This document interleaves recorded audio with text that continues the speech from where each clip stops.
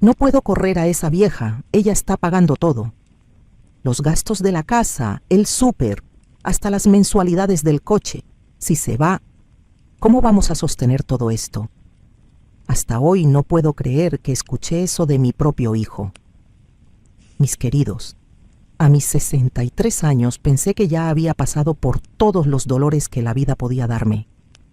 Crié a mi hijo Eduardo sola, después de que su padre nos abandonara cuando él tenía apenas 5 años. Trabajé día y noche para que nunca le faltara nada. Cuando por fin logré jubilarme, mi Eduardo ya estaba casado con Paulina, y pensé que al fin podría disfrutar de la familia que construí con tanto sacrificio. Mi hijo y yo siempre vivimos juntos. Incluso después de casarse, me dijo que no le importaba que siguiéramos así. Siempre afirmaba que era mejor, porque yo no estaría sola y además podría ayudarlo. Pero nunca imaginé que, algún día, eso se convertiría en un problema. Era la semana del cumpleaños de Eduardo, y recuerdo como si fuera ayer el momento en que mi vida se derrumbó. Había ido al mercado a comprar los ingredientes para la cochinita pibil, el platillo favorito de mi Eduardo desde niño. Era su cumpleaños ese fin de semana, y yo quería prepararlo como me enseñó mi madre, con el achiote bien sazonado y la carne marinada justo como a él le gustaba. Regresé a casa más temprano de lo esperado porque doña Mercedes, la vendedora de especias, me dio un descuento especial en las hojas de plátano. Iba tan contenta, cargando mis bolsas pesadas y pensando en la sonrisa de mi hijo cuando probara esa comida hecha con tanto amor. Giré la llave despacito en la cerradura para no hacer ruido. A veces Paulina estaba descansando y siempre respeté su sueño. Fue tononto entonces cuando escuché voces que venían de la cocina. Reconocí de inmediato la voz de Eduardo, mi único hijo, mi razón de vivir. Pero había algo distinto en su tono, algo que me hizo detenerme justo en la entrada, todavía con las bolsas en la mano. Mi corazón empezó a latir más rápido, como si presintiera que algo terrible estaba por suceder. Las palabras que escuché a continuación fueron increíbles. Eduardo hablaba con Paulina y su voz sonaba molesta. No puedo correr a esa vieja. Ella está pagando todo. Los gastos de la casa, el súper, hasta las mensualidades del coche. Si se va, ¿cómo vamos a sostener todo esto? Paulina respondió algo en voz baja que no alcancé a entender, pero su tono era de acuerdo. Mis rodillas se aflojaron. Las bolsas se me resbalaron de las manos y cayeron al suelo. Dios mío, ¿cómo podía mi propio hijo, al que crié con tanto amor y dedicación, hablar así de mí? Esa vieja. Así se refería a su propia madre. Sentí como si todos los años de sacrificio, todos los trabajos pesados que soporté para darle una vida mejor, se hubieran tirado a la basura con esas pocas palabras. Respiré hondo y recogí las bolsas del piso, haciendo todo el ruido posible para anunciar mi llegada. Mi madre siempre decía que cuando el dolor es muy grande, hay que fingir fuerza hasta que se vuelva real. Entré a la cocina como si nada hubiera pasado, con el corazón destrozado pero una sonrisa en el rostro. Eduardo y Paulina estaban sentados a la mesa y vi cómo se sobresaltaron al verme. «Buenos días, mijos. Traje todo para hacer la cochinita pibil para el cumpleaños de Eduardo», dije con la voz más normal que pude. Ellos me saludaron como siempre, y Paulina incluso se ofreció a ayudarme a guardar las compras. Pero yo no podía dejar de pensar en esas palabras. Esa vieja. Cada vez que miraba a mi hijo, veía a un extraño. Alguien que creí conocer, pero que, en realidad, era un desconocido.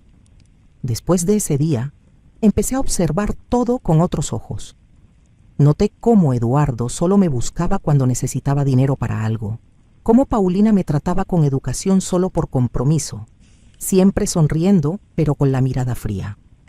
Cómo hacían planes para el futuro sin incluirme nunca, como si yo fuera solo una inquilina temporal en la casa que se mantenía con el sudor de mi frente. El dolor era constante, como una piedra en el pecho que no me dejaba respirar bien. Por las noches, acostada en mi cama, lloraba bajito para que no me escucharan. Recordaba a Eduardo de niño, cuando me abrazaba y me decía que, cuando creciera, cuidaría de mí para siempre. ¿Dónde quedó ese niño? ¿Qué pasó con el hijo que crié con tanto amor? Decidí que no podía seguir viviendo de esa manera. No podía seguir siendo una carga, un peso económico en la vida de mi propio hijo. Si así era como él me veía, entonces tal vez lo mejor sería dar un paso atrás. Poco a poco, empecé a planear mi salida. Busqué un departamento pequeño, cerca de la iglesia a la que siempre había ido a misa. Hablé con don Vicente, el dueño, un hombre amable que había perdido a su esposa recientemente, y entendió mi situación sin hacer muchas preguntas. La renta era barata, y con mi pensión podría vivir modestamente, pero con dignidad. Era un lugar sencillo, pero era mío. Durante una semana entera fingí que todo seguía normal. Continué ayudando a pagar los gastos de la casa, cocinando, cuidando de todo como siempre lo había hecho, pero por dentro me iba despidiendo de cada rincón de esa casa, de cada recuerdo bonito que había tenido ahí. Era como si me estuviera preparando para morir, pero siguiendo viva. El viernes por la mañana, cuando Eduardo salió a trabajar y Paulina fue a visitar a su hermana, puse mi plan en marcha. Había empacado mis pocas cosas durante la semana, siempre cuando ellos no estaban en casa. Ropa, algunos santos que habían pertenecido a mi madre, fotos antiguas de Eduardo de niño que no podía dejar atrás, incluso después de todo. Don Vicente llegó puntualmente a las 9 de la mañana con su camioneta vieja, pero en buen estado. Me ayudó a cargar mis cosas sin hacer preguntas innecesarias. Al ver mis pertenencias ahí, amontonadas en la caja del vehículo, me di cuenta de lo poco que poseía después de toda una vida de trabajo. Dejé una carta sobre la mesa de la cocina, junto a las llaves de la casa. En ella, escribí que había decidido vivir sola, que no quería ser un peso para nadie y que podían estar tranquilos porque yo estaba bien. No mencioné lo que había escuchado aquella tarde terrible.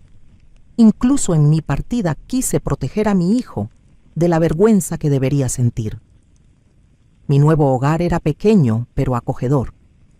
Tenía una salita con una ventana que daba a un jardín donde una vecina plantaba rosas rojas.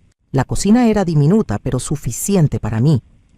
El cuarto tenía espacio para mi cama individual y una cómoda vieja que don Vicente me prestó. Los primeros días fueron difíciles. El silencio era extraño después de tantos años viviendo en familia. Me despertaba por la mañana y por unos segundos olvidaba dónde estaba. Buscaba los ruidos familiares de la casa de Eduardo, pero poco a poco me fui acostumbrando. Descubrí que podía desayunar a la hora que quisiera, ver mis programas de televisión sin que nadie se quejara, rezar mi rosario en voz alta sin molestar a nadie. La soledad era dura, pero la humillación de ser solo tolerada era aún peor.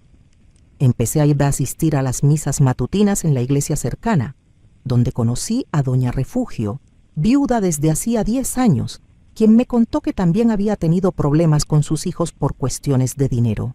Fue ella quien me dijo una frase que nunca olvidé. Hija, a veces hay que alejarse para que las personas valoren lo que somos. Yo todavía no lo sabía, pero esas palabras se volverían proféticas muy pronto. Pasaron 2 semanas sin ninguna noticia de Eduardo o de Paulina. Confieso que esperaba al menos una llamada, una visita, cualquier señal de que me extrañaban. Pero el silencio fue total. Eso me dolió profundamente, pero también me ayudó a entender que había tomado la decisión correcta. Si mi presencia era tan irrelevante, entonces mi ausencia no debía hacer ninguna diferencia.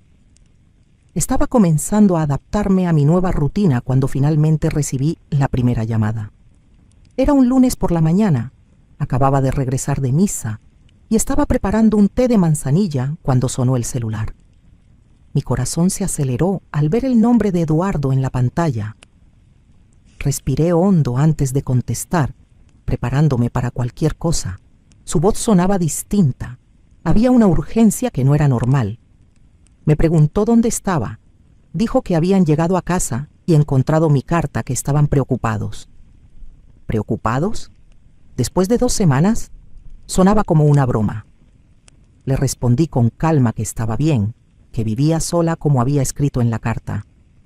Insistió en saber la dirección, quería visitarme. Sentí una punzada de esperanza, pensando que tal vez me extrañaba, que quizá quería pedirme perdón por lo que yo había escuchado. Le di mi nueva dirección y esperé. Pero Eduardo no apareció ese día ni al siguiente. La visita que prometió nunca ocurrió. Fue hasta el miércoles que entendí el verdadero motivo de la llamada. Eduardo me telefoneó otra vez, esta vez claramente desesperado. Me dijo que necesitaba hablar conmigo urgentemente, que había pasado algo terrible. Su voz temblaba, y por primera vez en años escuché a mi hijo llorar al otro lado de la línea. Me contó que había perdido su trabajo en la constructora donde trabajaba desde hacía 8 años. La empresa estaba pasando por problemas y tuvo que despedir a varios empleados. Sin mi ayuda económica y ahora sin su salario, no pudieron pagar la renta de la casa. El dueño ya les había dado el aviso de desalojo y solo tenían 1 semana para dejar el inmueble. Paulina estaba desesperada, lloraba todo el día. No tenían a dónde ir, no tenían dinero ahorrado porque siempre habían contado con mi pensión para complementar los gastos. Ahora, sin mi ayuda, se dieron cuenta de que habían construido una vida por encima de sus posibilidades. Eduardo me suplicó que regresara. Me dijo que me necesitaba, que había sido un error dejarme ir.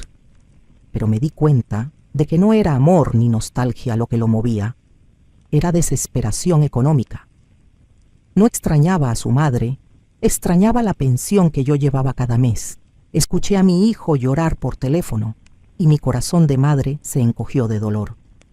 Cada fibra de mi ser me gritaba que corriera hacia él, que lo abrazara, que resolviera todos sus problemas como siempre lo había hecho. Pero por primera vez en mi vida, logré separar el amor de madre de la necesidad de tener dignidad como persona. Entonces le dije a Eduardo que sentía mucho la situación tan difícil por la que estaban pasando, pero que no podía volver. Le expliqué que había encontrado mi paz en ese departamento pequeño, que estaba aprendiendo a vivir para mí misma después de tantos años de vivir solo para los demás.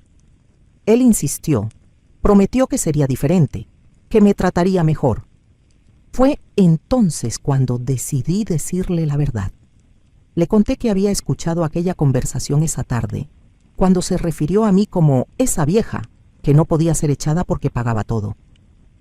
Hubo un largo silencio del otro lado de la línea. Eduardo trató de justificarse. Dijo que estaba nervioso ese día, que no era exactamente así como pensaba. Pero yo ya había aprendido que hay palabras que no se pueden borrar, heridas que no cicatrizan por completo. Le dije que lo amaba, que siempre sería su madre, pero que también necesitaba amarme a mí misma, que a mis 63 años merecía ser vista como una persona, no como una fuente de ingresos. Le ofrecí ayudar en lo que pudiera dentro de mis posibilidades, pero dejé claro que no volvería a vivir con ellos. Podía prestarle algo de dinero para que se reorganizaran, pero no volvería a ser la vieja que mantenía la casa a cambio de tolerancia. Eduardo aceptó mi ayuda económica, pero noté en su voz que estaba avergonzado. Creo que esperaba que fuera más fácil manipularme, que con llorar un poco yo volvería corriendo. Pero el dolor me enseñó a poner límites. Hoy, 1 año después, vivo en paz en mi departamento. Eduardo me visita de vez en cuando y nuestra relación está mejorando poco a poco. Él consiguió otro trabajo, Paulina aprendió a ahorrar y ahora viven en un lugar más modesto. A veces todavía duele recordar aquella tarde terrible en la que descubrí cómo mi propio hijo hablaba de mí. Pero ese dolor me enseñó algo valioso, que el amor propio no es egoísmo, es una necesidad, que una madre puede amar incondicionalmente, pero eso no significa aceptar cualquier trato.